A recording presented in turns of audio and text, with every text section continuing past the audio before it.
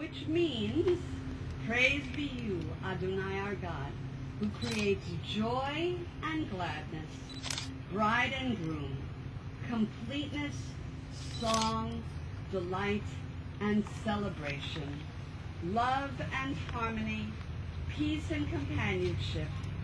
O God, may these loving companions be gladdened now and forever. May they be sustained by the promise that fills their hearts now under the wedding chuppah. Praise be you, O God, who causes bride and groom to rejoice. The seventh blessing is the blessing over wine. The cup of wine is symbolic of the cup of life. And in a moment, as you will share the wine from this cup, so may you share all things from this day forward with love and understanding. May all of life's joys be made sweeter because you share from the cup of life together, and may those inevitable moments of bitterness be made less bitter because you have tasted the sweetness of the cup of life together. Baruch atah Adonai Eloheinu melech haolam, borei pori hagafen. L'chaim, take a sip and offer some to your bride.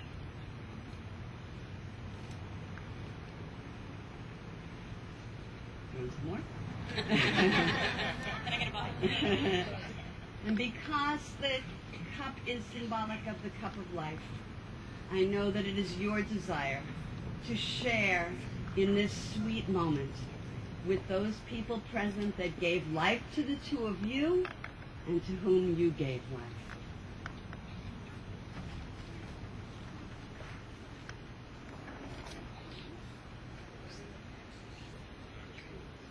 Only if you gave birth to one of those. No, not yet.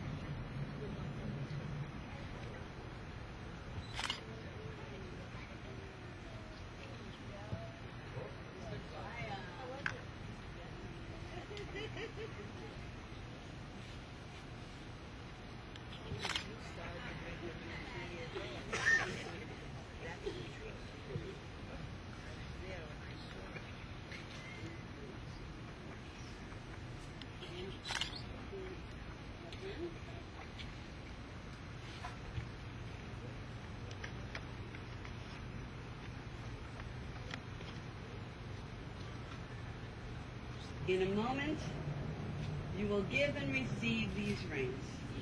They are a token of your union, a symbol of enduring loyalty. And so, as you turn to one another, I ask first, Duke, for you to look upon the beautiful face of your bride and to place this ring on her finger and speak to her these words.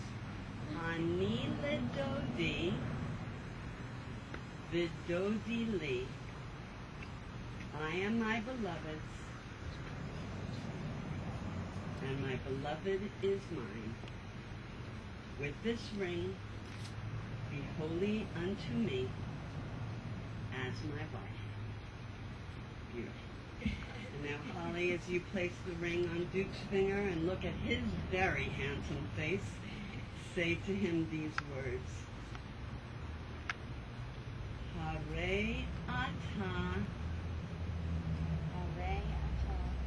mikudash li b'taba'at zo kedat Moshe v'Yisrael.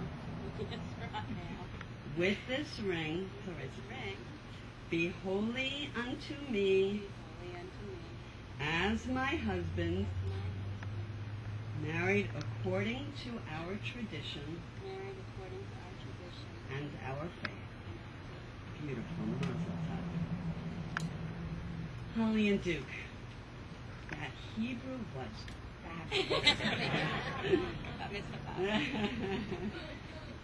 A great pianist was once asked by an admirer, "How do you handle the notes as well as you do?" And the artist replied, "The notes I handle no better than many great pianists, but the pauses between the notes, the pauses, that is where great art resides. In great living and in great loving, just as in great music, the art often resides in the pauses." So let us pause for just a moment to reflect on your truly inspirational relationship, and to pause to consider the vows that you just spoke perfectly to each other. Hareat mekudeshet li, be holy unto me. The word holy, kadosh, means separate. You have just pledged to make your relationship one that is separate and different than any other that you share with anyone else. There is so little holiness in this world of ours. Most things are commonplace and ordinary. So you have just taken an oath to make this relationship special, to raise it above the ordinary by taking very good care of one another and taking very good care of your commitment to each other. You must nurture and nourish this relationship and never, ever take it for granted. Remember, Duke and Holly, that love is a decision that you will make every day of your lives. Love one another. Cherish one another. But perhaps most important of all, take very good care of each other by continuing to be a very good friend to one another.